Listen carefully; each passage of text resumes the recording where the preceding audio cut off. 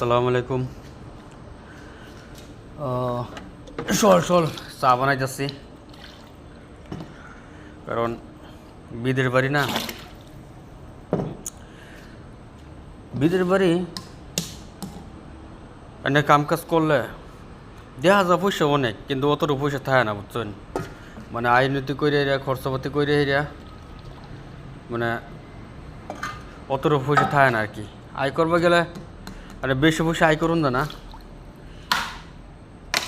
মানে এদিকে দেখা যায় যে পয়সা অনেক, কিন্তু যখন মাসে পেমেন্ট পাওয়া যায় তখন ঘরে খরচ নিজে খরচ রাখার পর বেশি একটা আয় থাকে না আর কি। আর বিদেশে আমারটা লাগে 20% মানুষ, আর বিদেশে মনে আর কি থাকা হয়ে যায়, কারো কোনো হালাল হারাম আছে যে হালাল হারাম কোনো মানে আর কি বিশ্বে মানে খাওয়া দাওয়া করা হয় না।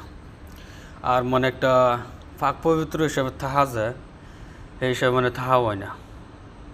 তাওটা লাগে এলিগে মানে পয়সা বহুত মানে আয় কম দেয়, আর পয়সা হইতে কোনো বরকত বস্তুটা নাই আর কি। কারণ পয়সা হইতে বরকত তখন লাগে, কারণ পয়সা হইতে বরকত না থাকলে তো মানে যত মানে চেষ্টা করাও কিন্তু পয়সা মানে আয় হইতো না।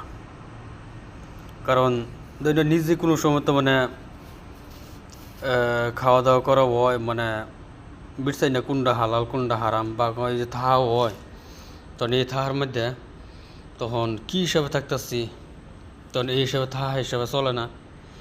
কিছু মানে ভদ্র হিসাবে বালা হিসাবে চললে, সুন্নত হিসাবে চললে, আর কিছু মানে আর কি বা আচ্ছা মানে চলাফেরা খাওয়া দাওয়া করলে তে আমার মানে পয়সা কিছু আয় বরকত মানে দেয় আর কি, বা ওইব। কারণ বিদেশ ধরুন অতটুকু বাচ্চা চলুন জানা, আর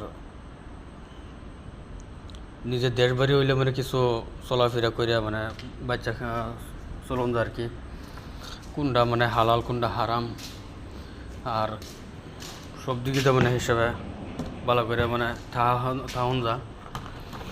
কারণ কোনো সময় তো মানে বিদেশ থাকলেও মানে নমস্কার হয় না, কারণ বেশি অংশ মানে কামে থাকা তাইলে আর কি মানে ধরুন পয়সার মধ্যে আর কি আয় বরকত বস্তুটা বহুত কম আর কি। আর বহুত মানুষের মানে ধরুন বিদেশ তো থাকতেছে, বিদেশ থেকে এরা বহুত কিছু করতেছে, তবুও আর কি বহুত চেষ্টা করার পরও তা মানে পয়সা কিছু মানে আয়ও আর কি। আর আল্লাহ তালা কাম করলে তখন আমি দেখলাম অল্প পয়সা কামাই করলে আর অল্প পয়সাতে মানে আয় বরকত আছে আর কি। আল্লাহর কাছে মানে